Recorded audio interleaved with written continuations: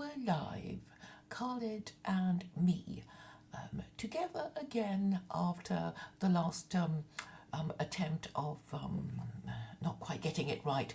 But very welcome, a warm welcome to you, Khalid, for you to tell us about, well, whatever you want to tell us, your year in review and what's happening with you now. Yeah, thanks for having me on. Yeah, so my year in review, I mean, that's a lot of stuff happened in a year, but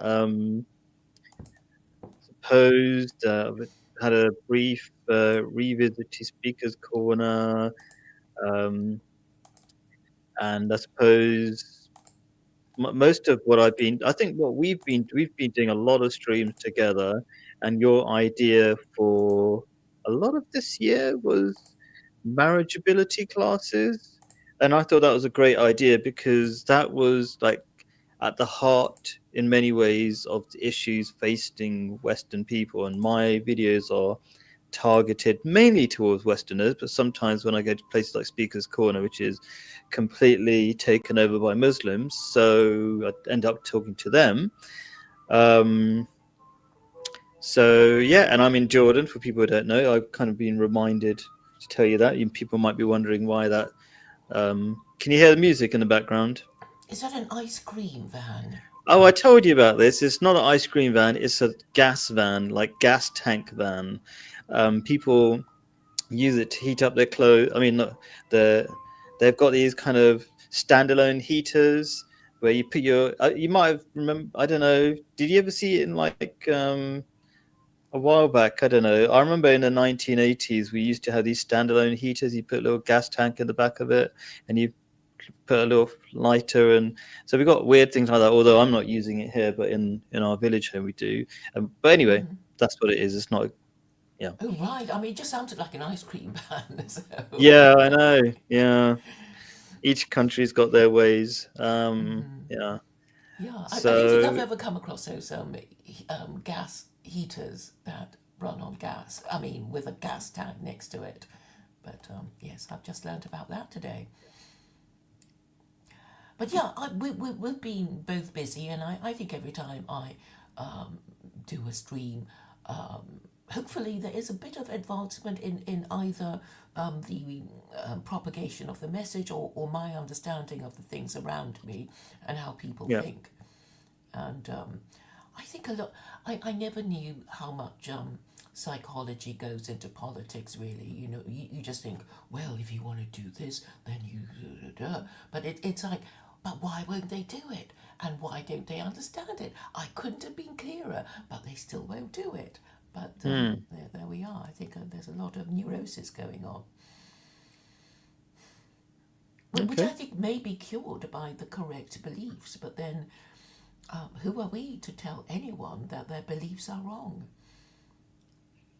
Well, I think that's the wrong attitude. That's a kind of a British individualistic attitude. Who are we to tell other people?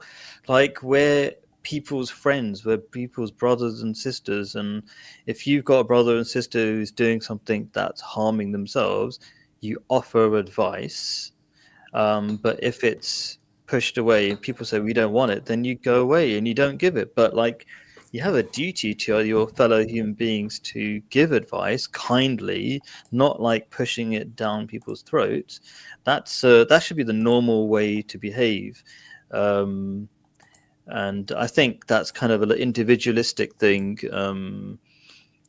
in the West, where people feel they should keep out of other people's business, whereas I think in hotter countries people get into each other's business and they're quite free. You know, like say somebody's kind of car's stuck or something on the middle of the road or something. Um, I think in the West we have this thing called bystander. What's that thing like? People just watch and they don't get involved. Bystander Bystander. Sorry. apathy. Bystander apathy. Yeah, something like that, right? So in this kind of country, people just get involved. They just jump in. Yeah, I mean, it's like it's not a thing that's around the world. People, yeah. So yeah, so I disagree by saying that who are we to tell anybody? We are there as brothers and sisters in humanity to help each other out. If somebody offers me advice, great.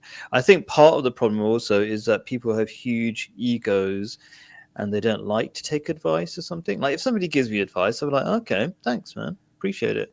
And it could be wrong, it could be right. Who knows? You know, and people also have really negative ideas about the people giving them advice. Like they go, "Oh, he's showing off," or they got all like they're always questioning people's intentions, and that's un-Islamic. In Islam, you're not supposed to question people's intentions, or no. How can I say? You shouldn't assume people's bad intentions. You might have some evidence if somebody's like, you know, says they like you, and then every 5 seconds they're stabbing you, then you take that the evidence and go, okay, I'm going to stand back from this person who's saying they like me, but they keep stabbing me with a, I don't know, a knife or something. Like that's taking evidence. But to just assume people's intentions is better to avoid bad. Um, Well, I mean, you could just consider whether it's true or not what they're saying. Whether yes, it's a valid point. I mean, it's like, then it doesn't matter about the yeah, status of the person, whether they're the mum or dad or some complete stranger trying to tell you something about yourself. yeah. And the only criterion should be whether it's true. That's really well put. Yeah, I agree. Yeah. If only we were that logical, hey? Well, I mean that's what because I assume that people would be logical, and it's like here, there, everywhere. They reject the truth, and you can't even get anything like, well, is the truth racist? Is it misogynist? Is it homophobic? Is it it's like, well, the truth is racist, therefore we must ignore it. The Hmm. truth is misogynistic, therefore we ignore it. I think That it's seems to hard be to be their way of humble. thinking. That's the problem.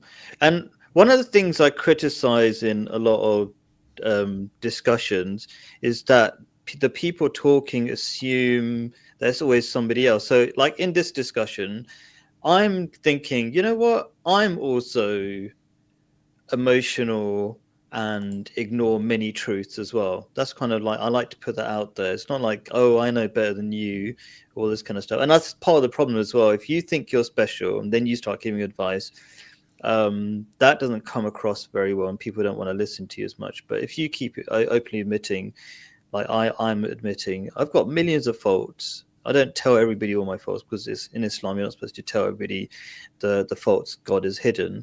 But I've got plenty to learn as well. Even if I'm giving advice, doesn't mean I know it all. I just know something. Mm. I think I know something. Let's put it that way. That might help somebody. Yeah, I mean, I was just expecting that. Okay, I say something, you either agree or you disagree, and if you disagree, you say why, and then we get Yeah. some kind of dialogue engagement, and then eventually we'll discover who is right and who is wrong.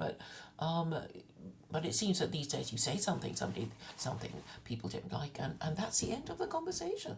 They won't be seen dead discussing certain things, and so many things cannot any longer be discussed.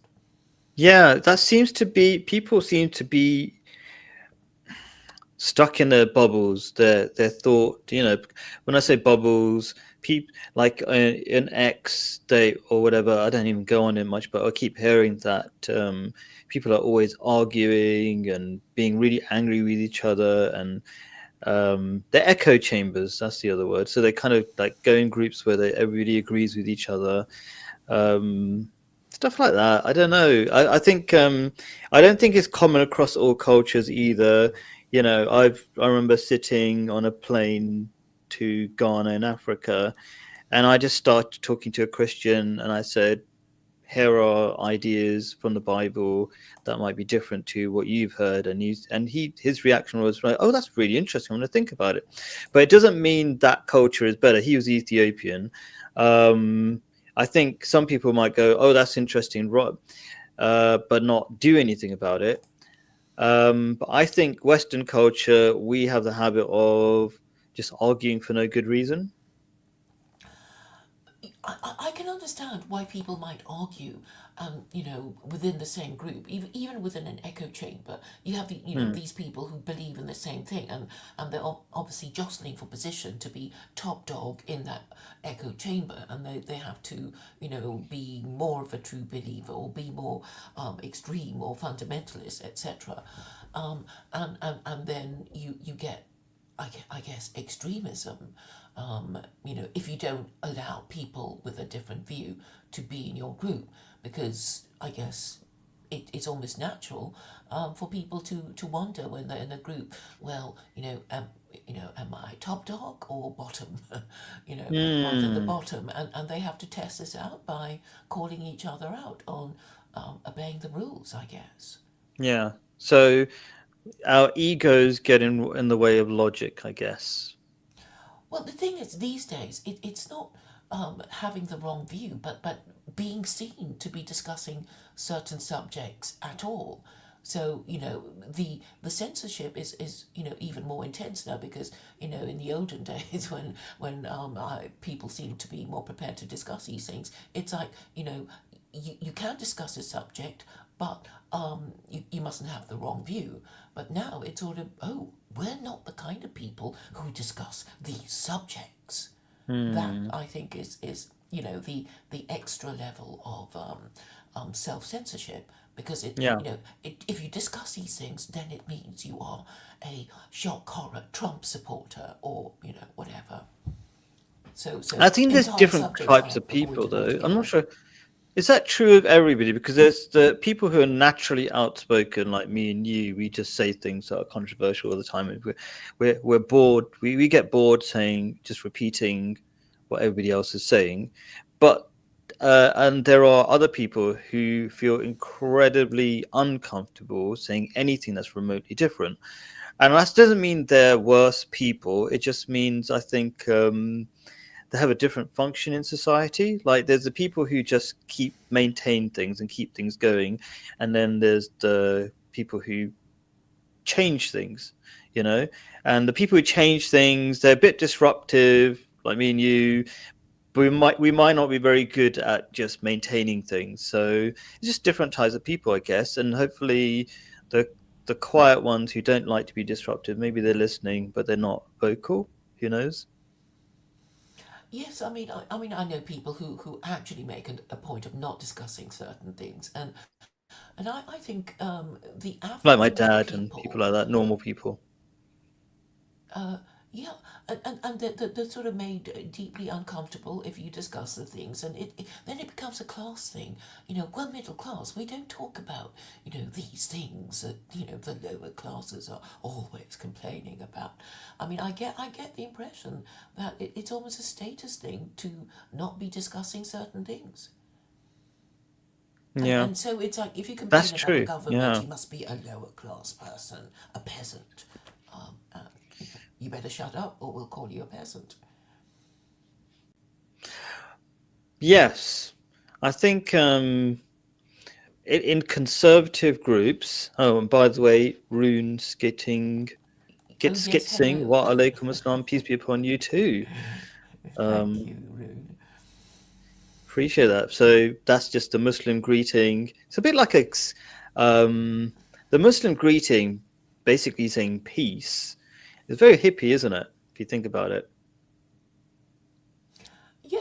Yes, it is. which is kind of Or true peace about. out, peace Yeah, out. peace out. I That's mean, people usually just say peace just like that, even without peace out. I think peace out is kind of like a later thing, kind of black people or something. I'm not sure what it was. Um, but yeah, yeah. It's a sort of goodbye thing that people yeah. say. And Um, Muslims are very hippie if you think about it. What is it about? Like getting together, doing things together, loving each other. But that doesn't come across because of all the I don't want to say just social media. I think Muslims are to blame as well, because there are some YouTubers. Who's that really aggressive YouTuber? He's always like want to fight everybody, but now he's trying to calm down. Now he's realized his ways. Oh, can't remember, but they're generally kind of is he can be very Muslim? aggressive. Sorry? Is he Muslim? Is he a Muslim? Yeah, just like this big one. He likes to act tough, and he goes, like, I should slap this Muhammad person's. Hijab? That's the one, yeah. But recently, I saw a video of him realizing that he shouldn't just be so aggressive all the time. But I think being aggressive made him popular as well. That was his persona or something. Being an idiot, realize that. But anyway, Yeah, challenging um, people to a fight, and when he's 7 foot tall, so there's no particular credit in that. yeah. But also, he like even on YouTube Shorts, he was saying stuff like, "If your son, your Muslim son, is not following the rules, give him a slap." It's like, and then there'll be like this graphic, slap and stuff like that. You could tell that it's kind of just to get views as well. Say something, I don't know, rude or something like. Yeah, Muhammad Hijab, that's the one. Yes, thanks, rude skitting. Yeah, Yeah, yeah, good he to was see. specially chosen to speak to Jordan Peterson, and because he's so charmless, Jordan Peterson, kind of had a very good reason for rejecting Islam, you know. I don't know. Actually, no, he does behave when he knows he has to behave. Like he knew he couldn't go, I'm gonna slap you, Jordan Peterson, or Yes, something. Um, and I think he did an actual okay job there actually in some ways, right? He asked Jordan Peterson, he said, if I give you a logical reason to believe in Islam, would you believe in Islam? And Jordan Peterson said no. And his Jordan Peterson said, I go like by people's behavior, which is not true. He's a liar, Jordan Peterson. You just wouldn't he just doesn't want to believe in Islam wherever it takes. yeah. But yeah, but so he did an okay job in that. Like he needed to be, his job needed to be direct with Jordan Peterson because Jordan Peterson can go round. He goes, do you know, like when Jordan Peterson always goes, I don't know what that means. What does the word "what" mean? What does Islam mean? That kind of, do you know when he Yeah, does that? yeah. Yeah, so he kind of avoids things by just going, I don't know what that means. It's like, yeah, you probably do, but anyway. I mean, sometimes you do have to define things, but anyway. Yeah, just to discombobulate his the other party. But what I Hmm. thought was very revealing about Jordan Peterson is him refusing to say whether he believed in God or not. So people have been Yeah. chasing him just because he won't say. People chase him all the more, and then he was saying it's so intrusive. It's so intrusive. All these people asking me whether I believe in God, and I thought, yeah, It's a we want to straightforward know. question. Yeah, but particularly when you're talking about morality and religion and Islam, of course people are going to ask you. And I thought, well, a Yeah. good way of getting out of it would be, to do what I do, when you say I'm agnostic, but I can see that, the nature and purpose of religion and how we need one, even if most people don't believe, because we need, a set of rules to base our laws on, a set of Hmm. principles. Otherwise, we'll Yeah. just be trusting our, corrupt and incompetent ruling classes to make up the rules as they go along. And this is what Hmm. is clearly driving us mad. Yeah. Well, we deserve. There's a saying of Prophet Muhammad, peace be upon him, that says, "We deserve the leaders we get." So I'm I'm big on pointing the thumb. If that makes any sense, rather than pointing the finger. So as soon as we say, "Sure, the ruling classes, our leaders are terrible," my normal reaction is like, "Hang on a minute, it's probably our fault as well." Like, who elected these crazy people? And why can't we get together as a community and elect better people? And where are the better people? All these kind of obvious questions. Yeah, yeah. If, And if you people, think the people at the top are corrupt, what about the people at the bottom? You yes, know. because they reflect it. Like when I go to Africa and I see really corrupt leaders, like stupidly corrupt leaders. So, like, I've got a student in Zimbabwe, um, and the African leader there, the president, has banned Elon Musk's internet because he can't get money out of it. So basically, in Zimbabwe, they charge like $500 a month for internet, and it's really bad internet. And they like to control everything so they can get, take loads of money out of people. And same in Ghana, there's similar kinds of problems. but they allow the internet there. But anyway, the point is that when I look at the people themselves, they've got so much corruption between themselves, always giving foreigners, extra, they'll charge you more if you're a foreigner. But I don't think you get that in England. You don't get charged more because you're a foreigner, do you? Because they've got like clear prices and things. Yeah, So yeah, we're and the kind of price is the corrupt in a same different. for all. Yeah. Yeah. So in some ways, we're less obviously corrupt. I think we do say, I don't know, Western governments are corrupt, but I would say a lot of other governments are really, really corrupt. Um, African, especially, I've noticed, but they don't have the ability to go and destroy other countries because they're so corrupt that they can't even build their economy to be strong enough to attack somebody else's country. Do you know what I mean? So it Mm. doesn't make them any better. So yeah. Yeah, I mean, the corruption is really, I think, telling lies and expecting other people to tell lies. And Mm, yeah, yeah, and not even asking ourselves why we why we want to believe in lies, because it's obviously not good for us if we tell. No, okay, the worst thing about telling lies is that eventually we lie to ourselves, mm. and you know, and we cause ourselves harm by following the wrong advice because we lie to ourselves. I mean, in psychology, it's called denial. You Mm. deny something, very important that you need to know. But yeah, but we should kind of like we shouldn't assume people are stupid for following lies. What they're doing is making a choice between an easy short-term benefit, let's say by lying, or going for a more difficult long-term benefit, isn't it? I think that's the point of being religious, really. You think really in the long term. You think, I by what's going to benefit me by the next life. That's way beyond even this life, you know. And also, anything that benefits you in the next life will benefit you in this life as well, but in the long term, not immediately. So Well, I there's a suppose reason why they. people make bad choices. Yes, Sorry. so they think religious people are stupid because they believe in a lie because they think God doesn't exist, right? I mean that's how they think, and I'm saying it's not really, it's not so okay whether we get to heaven or hell. That's not so important as obeying the correct set of laws, and at the end of the day, the we need to, in order to keep our societies in existence, we need to produce a next generation.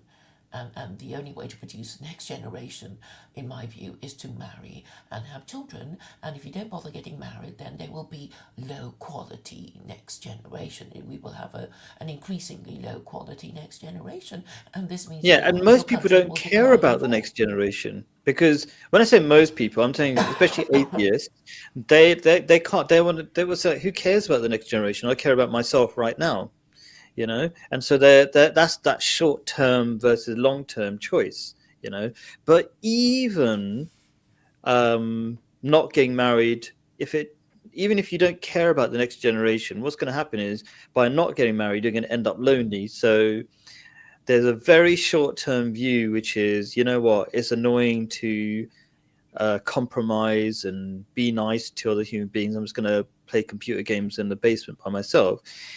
But after not very long, you're going to find out that's not very, you're going to be pretty miserable doing that. Yeah, because you will be replaced by immigrants who, are more have a more can-do attitude.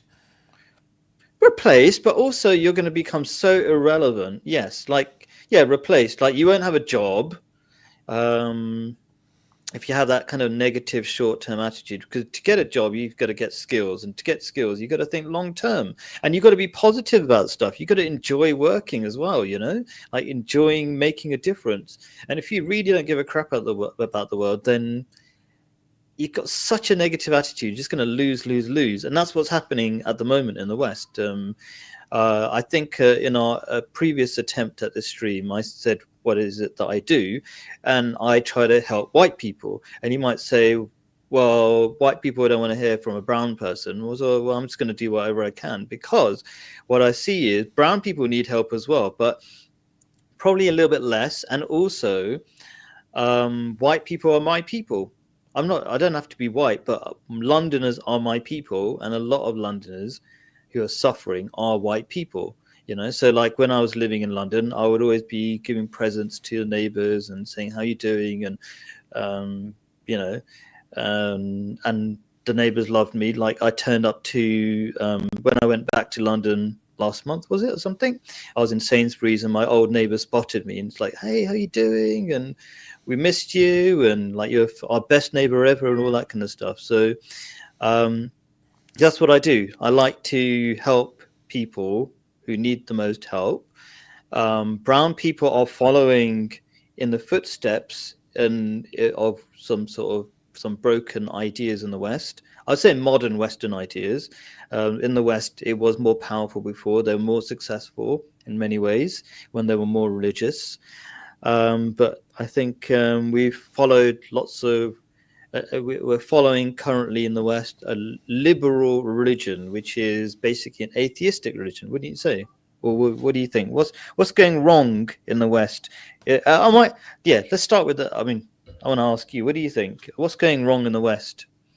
Well, I just it's simply that they, when we talk about liberalism, we're talking about sexual liberation, and that's Hmm. the whole idea of having sex with somebody not our spouse.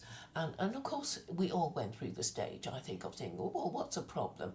Yeah. What's a bad thing that could happen? Does the sky fall in if, we do the things that our parents might not approve of, sex before marriage, and being gay, or Agreed. I that was kind of less thing. religious before, and then I kind of realized, like through mistakes and things, that life becomes pretty miserable when you don't follow these rules, these religious ancient rules.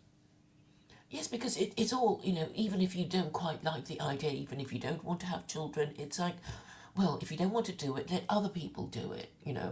Because, unless you really want the human race to die out, why would you not be able to agree that the best way to rear the next generation is within a wedlock? Why can't you Hmm. say that? Even a child could say that. It's not like, oh, right, just because you said that, we're going to rope you in, force you into marriage, and make you, pay for your kids. It's not like that. I'm saying you could be gay and say, well, I mean, obviously that's the best way to, rear the next generation. In fact, Dolce and Gabbana, who are two gay clothes designers, said that because they were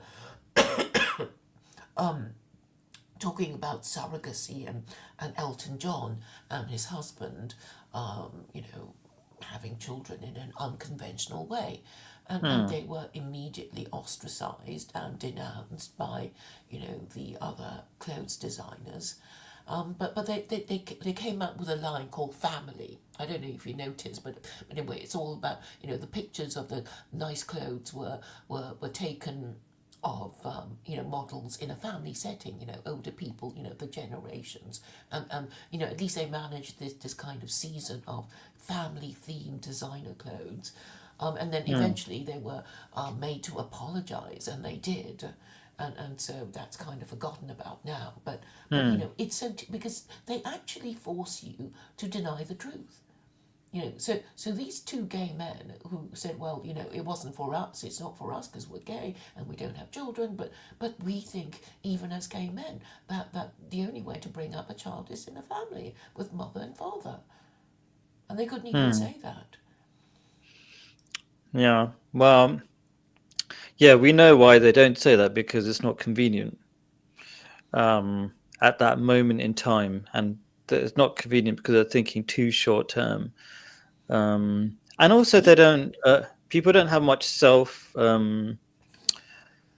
self How do you say confidence. it? They're not. They're not good at like checking their own feelings. Like, does that work for you? Like, does this being gay work for you? And there's a lot of depression amongst gay people. They still continue.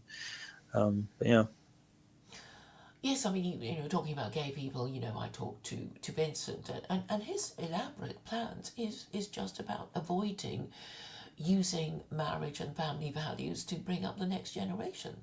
And that is how it's like we have no choice, really. If we want children, we should, rear them in the best possible way. And the least we can do is marry before having them and stay together for the sake of the children. Okay, we might get divorced or whatever, but we know what the ideal is. And hopefully we can support that Okay, ideal. shall we, for the sake of people who haven't heard us rant on about this, explain why marriage works better than having sex outside marriage? Like, we could probably each share or give different reasons, or take turns or something if you like. That's up to you. Well, yes, because the whole idea of if you think about it in a totally clinical way, it's like we are being bred by our government, who presumably wants future generations of, I don't know, Pakistanis, British people, we assume that the government wants to remain in existence and have people to govern in their country. And you That's a would, big assumption, yeah. yeah, but it seems that they don't even want that. They want us to No, go yeah, politicians kill just care about the ourselves. next few years and how many millions they can steal. But yeah, it would be a nice assumption, yeah. Yeah, because if you have a kingdom to run, you think, oh, my kingdom is full of happy people, but whatever, but it seems that our ruling classes are not even thinking about that because they're Yeah. basically Maybe if there nihilists. was, that's an interesting point. You said kingdom, didn't you? Right? Yes. And a good thing about people don't like monarchies because our monarchy, well, in the UK, doesn't actually do anything. But the good thing about a monarchy, now you're bringing this up, right? Is that if you think your son's going to inherit the country, you're going to actually do a good job for your lifetime.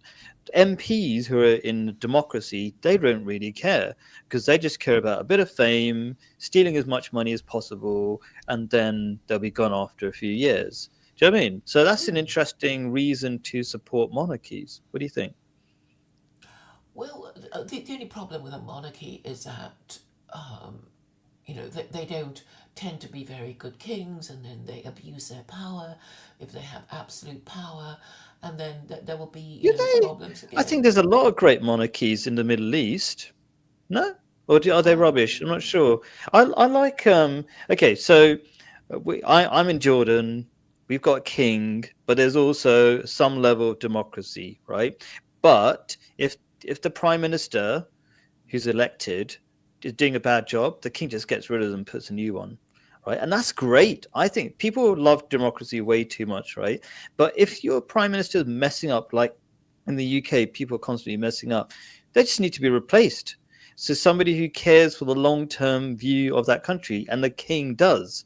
Because if the country goes wrong, then there'll be riots, and then there'll be, civil war, and then there's a good chance the king will die because it gets a bit violent sometimes.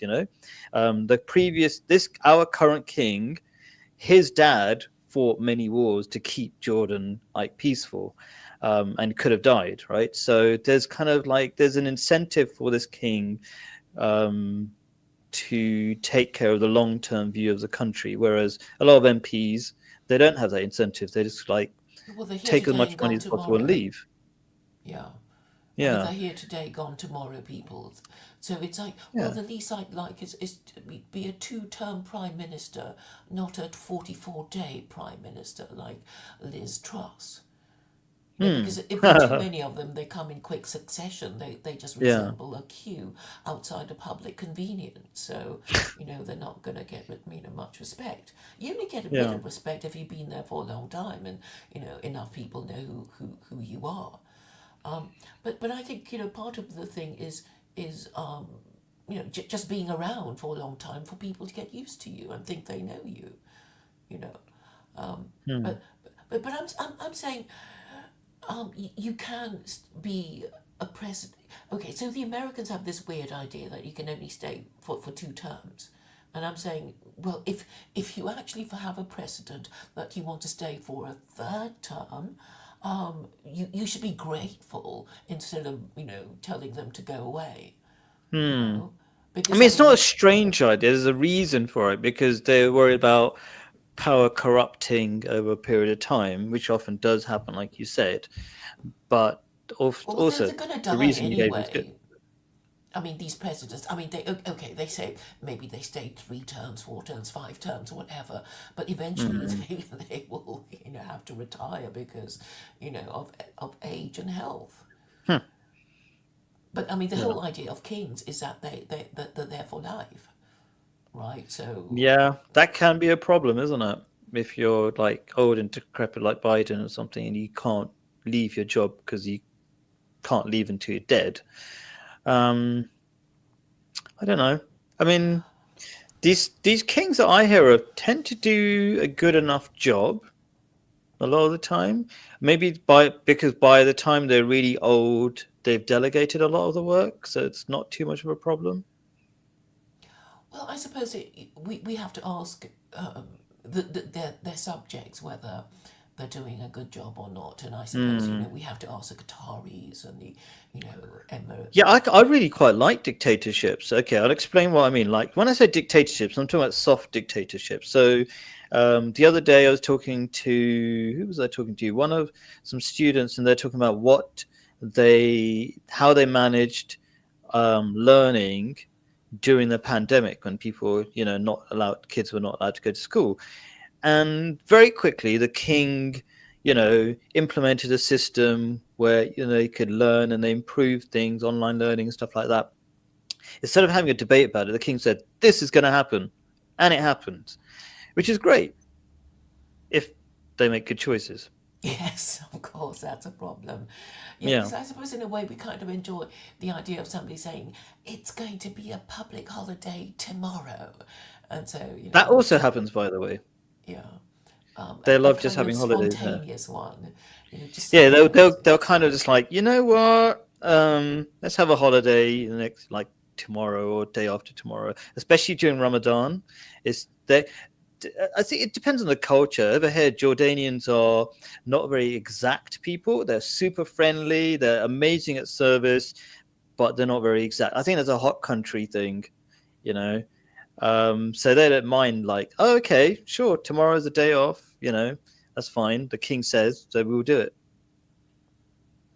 Yes, but I suppose what we're trying to do is you make sure that the country runs properly. And I don't think anybody would want to return to absolute monarchy again because, I mean, can you think of good British Okay, tell me kings? what you mean by absolute monarchy. Are you okay? Do you think I would say people would love in practice having a king like we have here in Jordan? It would just, yeah, it would fix so many things rather than all the crap that, like, when was the last prime minister you liked? Really? Do you know what I mean? So why are we even asking that question? Like, oh, people. Okay, what do you mean by absolute monarchy? Because It means clearly, I mean, somebody who can. It do means you love somebody who can sign your democracy? death warrant. That's what it means. Okay, wait, Because so we're just thinking of nice things like holidays. It's like yeah, they can just throw you into jail without a trial. they Have you could, executed but without a trial? I mean I think that's a that's false impression that we have of these dictatorships, like in yeah, but China. we know Like, MBS did that. Had yeah, Khashoggi but butchered. sure, but then okay, fine. So, okay, how many people did MBS butcher? Just a couple of people, right? Well, So it we only sounds know terrible. one. Okay, but as long as it's not us, right? My point is that okay, fine, okay, this is the deal in places like Jordan, right? I will never say anything bad about the king ever, right? Okay, but that's not much of a sacrifice if things just get done, right? Yeah, And but on we top of don't that, know. If you think that you see that's the liberal what if inside he you. does You something don't wrong and like you're not you. allowed to say anything? What if he goes crazy and does a Okay, lot of what bad if, right? Okay, things? here's the problem. Even in even in the UK, I'm against most protests. Okay, the reason is it's playing the victim card instead of dealing with problems. And most protests, I think, are taken as jokes by the leaders, right? Because, like, if you look at all okay, what was the biggest protest in the UK ever? I think it was the Iraq War one, Yep. And they right? And ignored we us went on, anyway. Yeah. and they went on anyway because the leaders are smarter than the average person. They know the average person will feel like they've done their bit, march for a day, but they won't commit to real action. What is real action? Real action would be forming a community, knowing your neighbors, then getting together and voting a better, you know, picking a Or leader. yeah. It's too much work for Or the average person. yes, yes, I know, but the point is that there were, I think, about 3 million, and they just ignored us anyway, and this Yes. means that, but actually, foreign policy does affect the individual, but it's just that they don't know it, right? Because if your foreign policy is so wrong that you provoke a war, then it's going to bite us all in the bum, right? Yeah, but Like like the you spend British all your people money, of you've got World nothing War for health One insurance. and World War Two, Oh yeah, that to as well. Yeah, them, the yeah, dying ordinary of war. Yeah. person. But they don't make that connection because they're deliberately, they just think, oh, foreign policy is Who's the it's about they? We're talking about the foreigners. average citizen. Yeah, they were not. Sorry, what's your question? So, who is the they that does not make the connection that bad foreign policy will bite you in the back? Who's Well, the they? The ordinary citizens? people, even Oh, yeah. people who claim to be interested in politics don't make the connection. Yeah. I was trying to explain to somebody, the EU is foreign policy, and it's like, oh, I Yeah. don't see it that way. Okay. The ordinary person is not capable of understanding these, the meaning of these words, but it does matter if your country provokes a war, declares war on somebody Mm, else.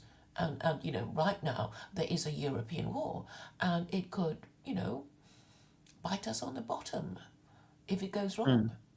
Yeah. Because every time there's a war in Europe, it becomes a world war. It certainly has in World War One and World War Two, Yeah. right? So, we should have a care, but nobody is, really even talking about these things. And you think, well, why do we have such rubbish foreign policy? And because they don't follow any rules. Because people say, we don't, there's nobody to control us anywhere. There's nobody to say, right, country A, you're not supposed to do this to country B, right? Because the Mm, most powerful country in the world will say, well, I've got all the nukes, I've got, the global navy. mm, I get to tell everybody in the world what to do. mm, And these countries that used to do that, I mean, the Spanish had the first global empire. I mean, the expression, the empire on which the sun never set, it was said in Spanish before the British said that about themselves. So, oh. so we're on our third global empire now, and I'm afraid Third, Christianity. Romans, Greeks. But anyway, yeah, Persians maybe. Well, No. Gre- It's the American. You don't. Okay, the American Empire is the third global empire. global. Yeah, I guess Rome wasn't global enough. Maybe it didn't get to the Americas. I guess. Yeah. Well, I mean, it was Spain that called itself the empire on which the sun never set, Yeah. and that was followed by the British Empire. Hmm. And the Okay. American Interesting. Empire is yet another global empire Yeah. on which the sun. But I mean, okay, they're trying to pretend they're not an empire, but of course they are. Yeah. So, obviously, remaining in NATO or not remaining in NATO is a matter of foreign policy. And if we remain in NATO, it means that we have to do what America says. Sure. So I'm all about what can we do to change things. Well, There's one thing repeating the same thing over and over, and that's not such a bad thing because the Quran actually says repeating is profitable because I guess more people will listen if you rather than just give up. But any other solutions rather than repeating yourself? I have to point out, don't I, that the Quran has the Quran regulates gender relations, labor relations, consumer relations, and international relations. Hmm. And for those reasons alone, it is better than Christianity. Hmm. Because And they don't really have. It was a tribal religion, Christianity. Jesus was very specific about that. I don't talk to non-Jews, he said. So yeah, so it couldn't really be. Jesus didn't even have any legal powers. He even said things like something like Jordan Peterson thinks is great somehow. He said, what was the phrase that Jesus said? Like, give to Rome what it is owned to Rome, and oh, give to God. give to Caesar what is Caesar's and give to God what is God's. Meaning, Sure. pay your taxes. But believe what you like, but pay your taxes. Yeah. So it's not really much of a political, not much political direction because he didn't have any power. And that's not to belittle Jesus because his role was different to Prophet Muhammad, which is supposed to be the first international prophet, and he was supposed to direct all sorts of international things in the future or give advice for future problems when there'll be Muslim governments and stuff like that. And Jesus didn't really have any intention of having, or his people were not. Well, there's a whole history behind it, but he was supposed to be the last prophet. He knew he was supposed to be the last prophet to the Jews, so there was no real idea that there would be a Jewish government that needed his direction, because by the time they would come into power, there would already be this prophecy of Prophet Muhammad coming, which is prophesied in the Bible. So yeah, anyway, and they would But follow. these stories are, it's like, in a way, I guess my instinct is to say, who cares? These are just stories. But, Okay. the only thing that we can follow is the laws of God, if we're minded to do this sort of thing, Yeah. right? And the difference between the Abrahamic religions and the Eastern religions is that the Abrahamic religions claim to have divine revelation. The Jews claim to have the directly revealed word of God, and so do Muslims. But do the Hmm. Christians? They don't. I mean, who are Matthew, Mark, Luke, John, and all the other guys? I Most people mean, don't know that they're just pen names. They're not actual people. yeah. So there's Yeah. nothing. Even if you wanted to follow the New Testament, to follow, because that it's only the word of mortal and fallible men. So there's nothing to Hmm. follow. Even if And you're it's so Christian. confused because half the book, half the Bible, most Christians will say is out of date, called the Old Testament. So why bother having the Old Testament if you think it's out of date? You know what I mean? So Because without the yeah. Old Testament, there would be nothing to say what their rules are. Because, Hmm. it's the first five books of the Old Testament, and the Jews don't like having their scripture called the Old Testament because they know that it's like, yeah, you just call ours old and call yours new. We know what you're up to, Christians. Hmm. And obviously, you as a Christian would need, well, we're supposed to have some rules and values. We're going to, adopt the Ten Commandments and say they're ours, right? Because this is what the Christians Hmm. have done. They say we follow the Ten Commandments, and the Jews say, no, they're for us. We are not supposed to keep the Sabbath, it's only for us. And the Christians said, oh, who cares what you think?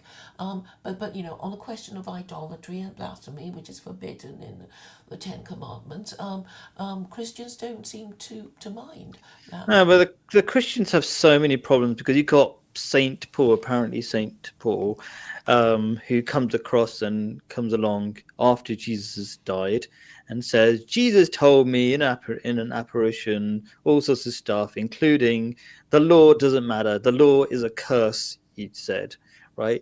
So like he's just throwing the whole Bible out the window, quite frankly, by well, at least the Old Testament, you know. So you got endless But he problems with never met Christianity. Jesus. I mean, the Yeah, chain of transmission is completely corrupt, right? yeah, Jesus never wrote anything down. It's it. So therefore, the New Testament is just Matthew, Mark, Luke, and John writing down what they thought happened. And then, yeah. and how Christianity is practiced is basically Paul, his Pauline epistles, his letters to the Corinthians, the Romans, the Colossians, the Galatians, and Mm. Thessalonians, and those people. And it's from those letters that people later said, oh, this is how we're supposed to behave as And Christians. even that Christians hate doing, because um, Paul said stuff like, if a woman doesn't cover her hair, she should shave her hair off, right? So Christians deep down, they really hate the Bible, but they won't say it. Because if they opened it, they have these funny videos. Have you seen those videos where there's a Muslim who opens up a book, and the Christians and whoever's listening, they think it's the Quran, and there's all these rough rules, like you should do this and you should do that, and then the Christians say, "Oh, it's terrible, it's terrible," and then they say, "Oh, that's the Bible, by the way, just read out," you know. So I know that loads of Christians, or the remaining Christians, I should say, that are in England anyway, they really deep down hate the Bible. Yeah, they don't believe in it. That's why, you know, I go on about the idolatry. It's just that, if you really did believe in God, you'd be concerned. Like, well, it's a mortal sin. According to Hmm. Christians, idolatry and blasphemy are mortal sins. And if you die not repenting, you go to hell. But But what's if they wrong don't with care. idolatry? Let me ask you. I could give a logical reason, but what would you say? Why would, like, see, this is I think there's a lot of misunderstanding about God in religion. They think, a lot of people who are atheists, they go, why does God care about asking us pathetic human beings to pray to him, and why does he care if we have a different name for, like, why does he care if we're idolatrous, which just basically means saying somebody else has a power? Like, what kind of weak or pathetic God is that cares about what human beings think and who they pray to? You know what I mean? So what is the reason? I think there's lots of very good reasons that are for our benefit, but what do you think is the reason why God forbids idolatry and says it's really bad? Because if you're an idolater, it means you're neither Jewish nor Muslim. And these are the only religions acceptable to the Abrahamic God if he exists. Because No, these that's are wrong. the Well, only that's two not my religions understanding. with divine revelation. And all the others, they just My make it up. understanding, just to be clear for other people, you could, if you're a Buddhist who follows the original teachings of Buddha, and Buddha for me was a prophet of God, then, and you didn't know about any other better religion. So, if, for example, you didn't know that, what Islam really teaches, and maybe you thought Islam was terrorism, right? Um, if you followed that to the best of your ability, you would go to heaven. That's my understanding. So I don't agree with that. But I do agree that modern Buddhism is nothing to do with what Westerners practice at the moment. It's like, there's a lot of evidence for that. But yeah, so yeah, I don't think that's right. What you said, the only God acceptable to Abrahamic religions are the ones from Judaism, Christianity, or Islam. Well, I don't know. Okay, there are only five world religions, and Buddhism is one of them. Is there anything to admire about Buddhists in Sri Lanka, in Tibet, and in Thailand? Does anybody You're want right, their because they don't country to practice the be like original those teaching. countries? Yeah, no, there isn't. Not really. No. Because it hasn't really succeeded. I mean, as far as I can see about Buddhism, it's better than Hinduism because the Buddha actually codified. It's like, what must we do, what mustn't we do? And he Hmm. actually kind of, Four Noble Truths, Eightfold Path. At least Hmm. he kind of made a list of rules so you can, Hmm. count on your fingers what they are and at least, remember them, and then Hmm. maybe even apply them. But I know people coming from that sort of background who can repeat the words but not actually apply it to any situation that they happen to be in. So Yeah. I mean, I Too don't see vague. the point. And it's like, if it's a personal system, you can't make other people do it, right? Yeah. So imagine if everyone around you just killed and robbed and raped, and you decided not to. Well, what good is that to you? Yeah, you need some What agreed principles or way of life to live as a society. Yeah. So yeah, so you're saying basically Hinduism is like basically do anything you want and just do some fancy dances and, you know, pray to some idols and feel good about it and throw paint on people on certain occasions. You know what I mean? But there doesn't seem to be a code of conduct other than don't kill cows. But that doesn't really, that's not really a guide for life. Don't kill cows. I don't know. Is there Yeah, anything yeah, that, yeah. That's it. I mean, but well, yeah, if you're talking about a Jew, it's like yeah, they have to keep the Sabbath, they avoid pork, and a whole list of things, and you don't even have to be Jewish to know what Jews do or what Muslims do, yeah, but Christians have no rules, and that is sort of okay. I get it that it's sort of the whole idea is that these Christian monarchs would say just obey the law of the land and don't question the Trinity and the divinity of Jesus, and we'll let you live and we won't come and hurt you. And that was basically how the European functioned until the American Revolution. hmm, Because, they get censored, they get burnt at the stake, and then when they stopped executing people for blasphemy, and the last time they did it was in 1697, before 80 years was up, there was the American Revolution. So this means that they have to keep burning heretics in order to keep everyone in line, hmm. and not question the Trinity. And this may explain why the average European hates Christianity with such, you know, visceral hatred. There's a lot of reasons why they hate Christianity. Even in modern times, pedophile priests and stuff like that. Um, you said earlier on, we need a set of rules, but we need a set of rules that work. And Christian rules tend not to work. There's what There are some rules. Let me correct that. But there's a lot of rules that don't make much sense in most situations. Like Jesus says, if somebody slaps you on one cheek, offer the other. Like that blanket rule doesn't work. Do you know what I mean? No real society does that work. If somebody murders your, I don't know, one child, do you offer the other child? Doesn't make sense. Well, yes, so, it's a religion of extremist command, you know, and absurd recommendations. I mean, that's the Hmm. thing. So it confuses everyone. So Jesus said things like, "Oh, the poor will always be with us." So what's the implication? Don't give a Hmm. damn about them because there'll be more poor people whinging about being poor. So Hmm. forget, don't worry about them. Put the expensive ointment and on my feet. What's her name? What's the name of the woman who used her hair to put the ointment on the I've feet just of heard about it. I Jesus? don't know. Is it Mary Mary Magdalene. Magdalene? I don't know. Yeah, No, Mary probably not. Magdalene. It So, was so okay. Yeah.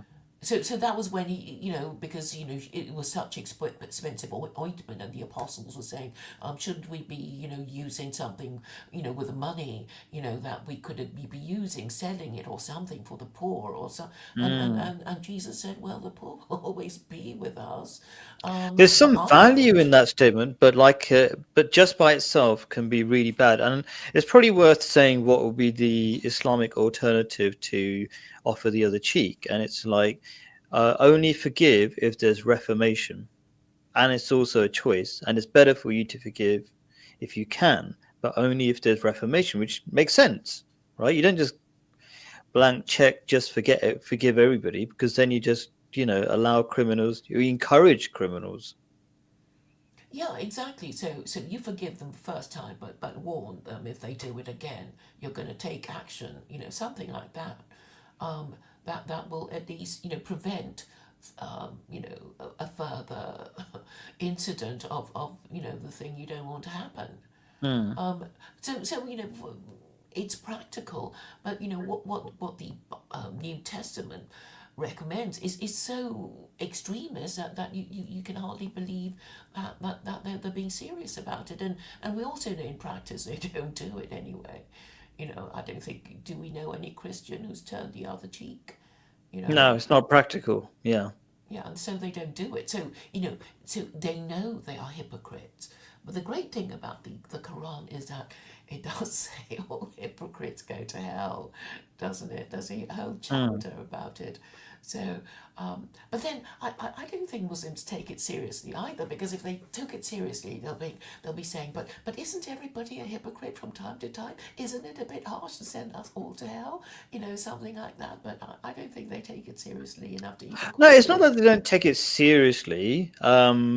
So okay, so the Quran starts off with one of the first few, like the third or something, fourth verse, is God is the master of the day of judgment. So he can forgive you. And there's a saying of Prophet Muhammad um, that goes something along the lines of, God is so merciful that if you realized how merciful, people would have no fear at all. But God is so wrathful that if they knew how wrathful he was, then they would have no hope either. So just try. Essentially, it means just try your best. And you don't know what's going to happen for sure. Like the fact that you don't know is for sure means you will just keep trying your best.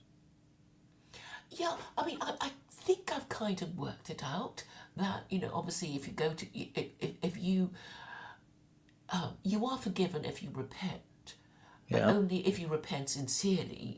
It's not like, well, I'll just say sorry this time, but I'll do it again and hope nobody Yeah. notices, that kind of thing. And, and, And you have to make amends and all that kind of stuff. It's not just plain words. yeah, you have to say, well, I did the wrong thing, sorry, I won't do it again, and yeah, I will pay compensation, or something of that nature. So, for the Jews, it's a four-step thing. The cessation, the confession, the resolution not to do it again, and the, Yeah. And compensation. And on the other hand, we've got the Christians who simply have to, which I don't know which kind of group it is, that they just have to go to a quiet corner, confess their crimes to a priest somewhere, and then that seems. Confession to the Is there a certain kind of priest who Christian? gives absolution. Yeah. Is that all Christians? It well, it used to be. Yes, I mean, Catholics really. So Mm. I mean, the Catholic way of controlling their populace was, they built all these churches which were centers of indoctrination, and everybody had to go to be told what to think and how to behave, and they might be given, hymns to sing, and, beautiful stained glass to look at, and, whatever. But anyway, they have to go, and there would be trouble if they didn't go. There would be fines, there would be punishments, Mm. and Yeah. yeah, so, I mean, I guess a lot of tourists like to look at beautiful old churches, but I guess for people at the time, they didn't, I'm sure they wanted to do something else with their Sundays. I've Yeah, forgotten maybe why. they didn't have much else to do. Maybe it's quite entertaining to um, get together as a community and stuff like that, and be in an epic building and stuff like that. It's okay to have that, want to do that. By the way, I want to aim to finish at 1 hour and 11 minutes. Is that cool? That's absolutely fine. So we Yeah. can start thinking of winding up. I don't know why I was talking about churches We're now, but comparing religions, aren't or we? indoctrination centres. Yes, Yeah. so they needed to be, summoned to be told what to do, and I think this made them very organised, you know, to because they were told, by the priest what the king expects of them, and What's wrong whatever. with indoctrination? Like Muslims have Oh, every the mercy of Friday, the God. Imam says something good Yeah, yeah, we all to need the to be, community. told what to think and what to do. But you were talking about the mercy of God, and I'm saying really, in a way, we can work out what we're supposed to do once we figure out which set of God's laws we should be following, Hmm. and Yeah. and we mustn't be idolaters. I mean, because that's the main thing. Because Oh, even did we Christians prove what admit, was wrong with being idolatrous? What was your reason in short? because it means you are not not being rightly guided by the Quran. And Hmm. so it is very easy, in my view, to say that anything terrible that happened to Westerners was caused by not following Quranic I'll tell principles. you in my. I'll give you one reason the Quran gives. It doesn't say this is the reason. I mean, this is just one verse of the Quran, which I would say points out as a reason not to be idolatrous. Practically, there's a great verse that it says, "Have you seen a person who has many masters versus the one who has one master?" And it tells you to reflect on this idea. I know, and that wasn't the whole verse. It was like it refers to the person with many masters pulling you in different directions, and that I would say is the problem Westerners face at the moment. So if you have one master, essentially public opinion, for example, and it says you should do this thing, and then you got your mum saying do such this other thing, then your girlfriend says something else, you know what I mean, and your boss says something else, you're going to be pulled apart, and that's stress. Yeah, But the reason why Muslims or religious people don't get stressed is because they've got one direction, that's God. They have only one master. We're all pathetic and weak, so we must have a master, right? Okay, we all depend on something because we're not independent. We need food, we need stuff. So I would say a reason for not being idolatrous is that as soon as you associate the power of God with other people, you get pulled in all sorts of directions and you become miserable. So doesn't care really what you do because it doesn't affect God if you say Bob is God or cow is God. God only tells you stuff for your own benefit. And so by being idolatrous, you actually make your life miserable. You take on millions of or infinite masters throughout your life and they pull you in different directions and your life becomes really stressful. What do you think? Does that reasoning make any sense or is oh, that oh, it confusing? makes perfect sense. So because you're saying, well, God um, says not to do what you're telling me to do, wife, boss, whoever. So I'm not going to do it. And God is the ultimate boss. And if he says no, then it's no. And you don't have to think of it any further. You don't have to And tell God's a lies good to your. master. God just wants you to grow. That's the whole point of this life. It's not just a test, it's a chance to grow. And you could call it a test, but I don't think that's kind of a very limited way of understanding it. It's like, yeah, like if you do the right thing, you win, that you can call that a test, but also you grow and become a happier person. So, God, if you want to have a master, why not have the all powerful master who's actually got some control in your life, real control in your life, the ultimate control in your life, and also wants the best for you? That's the Well, best master to yes. pick. Yes, because the prohibition against idolatry is not because he's going to, be hurt if you worship some other god. It's like, well, you're just wasting your time, aren't you? You're Yeah. wasting your time and energy, and you're paying the opportunity cost of not being rightly guided by the Hmm. Quran. And it's the easiest thing to do as an amateur historian, That's a really which I good think I point, I am. think, because if you don't completely are not completely convinced that God is actually God, then you can't follow those laws of God. So yeah, that's another reason I think idolatry, I mean, is so bad for you because it makes you double-minded. Yeah, and you confuse yourself and end up lying to yourself. Yeah, and you can't commit to anything. You can't commit to God's laws that are actually good for you. Yeah, and a lot of people who are not sure, they're always beating themselves up. Like, maybe I should have done this thing. Yeah, Maybe I should have married another person or got the other job. And they're always beating themselves up about yeah. shoulda, But a coulda, Muslim's woulda. approach would be different, isn't it? He's like, I just did the right thing as best as I could with my limited intelligence, and that's all my job is. My job is not to know the future. That's God's job, Yes. So you're which not, makes life easy. racked by doubt and kicking Yeah, yourself. You know. yeah. Yeah. Well, I think that's been so useful. I haven't actually had a productive conversation with anyone about idolatry. I think you're the first one. This is Cool. really a first for me. So, well, thank you very much for that. And yeah, I really do appreciate, your patience and your ideas. And I hope there will be, more of these conversations to come. Yeah, we tend to have quite a lot of them. So yeah, I appreciate you inviting me to this, and I think we had some very useful discussions. Thank you. Thank you, take care, and speak to you again before too long, I hope.